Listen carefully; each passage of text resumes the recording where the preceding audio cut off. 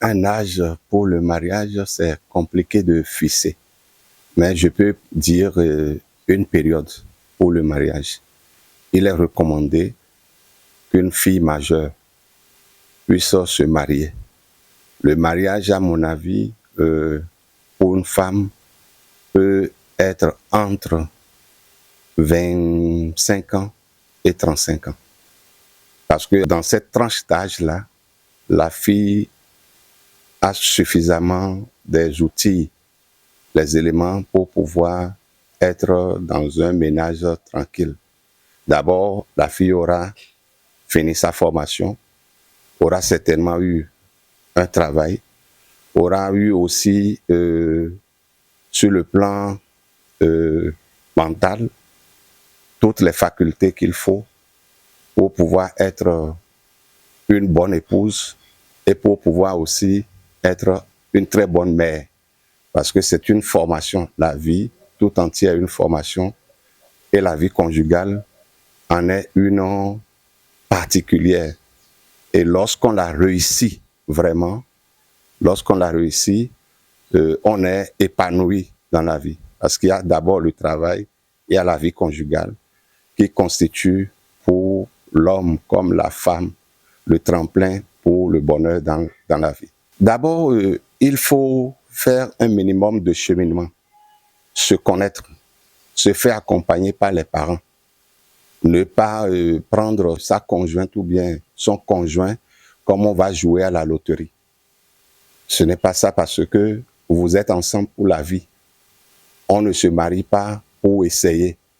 On ne se marie pas pour tenter quelque chose. Il y a un minimum de cheminement qu'il faut, un minimum de temps qu'il faut passer ensemble, connaître l'autre dans sa famille et vice-versa. Et c'est valable pour l'homme, c'est valable pour la femme.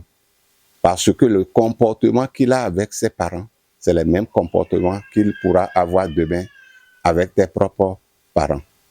Donc, connaître l'autre dans sa famille, dans son milieu familial, le connaître dans son milieu de travail, éviter que ça soit vraiment un mariage fondé sur le charme, fondé sur ce que j'appellerais un coup de foudre.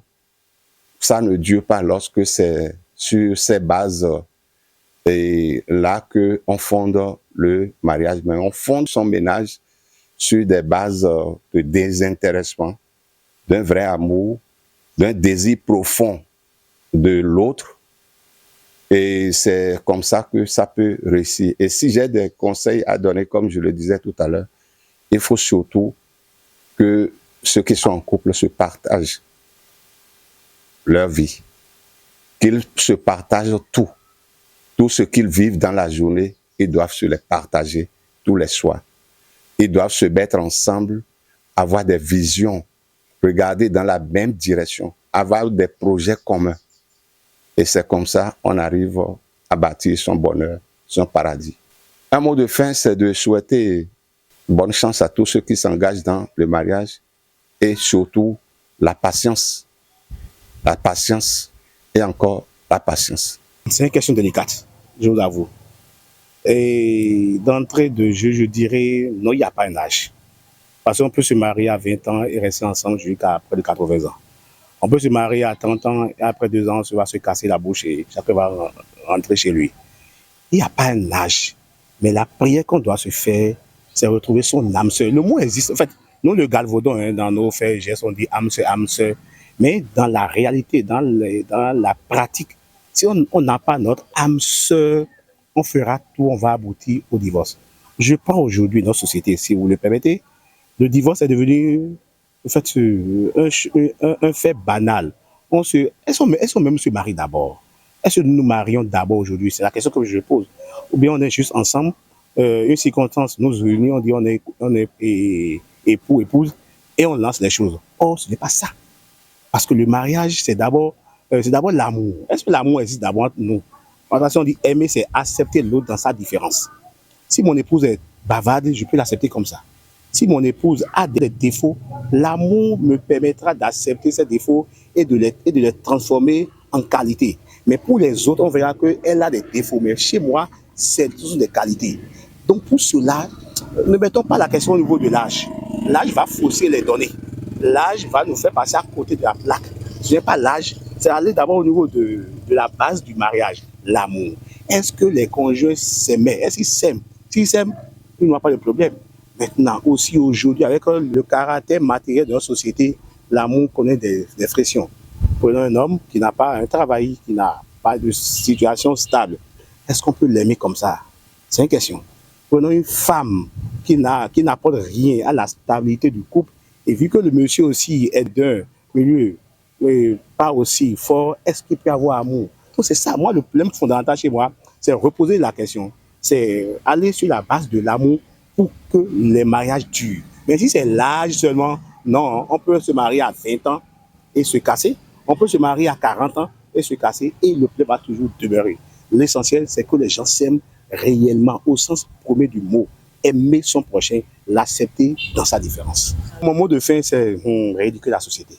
Parce qu'aujourd'hui, moi, je me pose deux questions. Deux questions pas par rapport aux enfants qu'on a aujourd'hui. Les couples monoparentaux m'inquiètent. Un enfant n'est pas né pour être éduqué par papa seul et maman seule.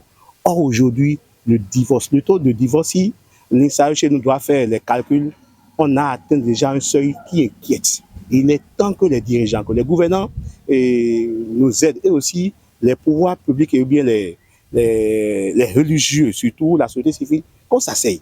Moi, je veux qu'on fasse encore dans notre pays une conférence nationale des forces vives sociales et morales.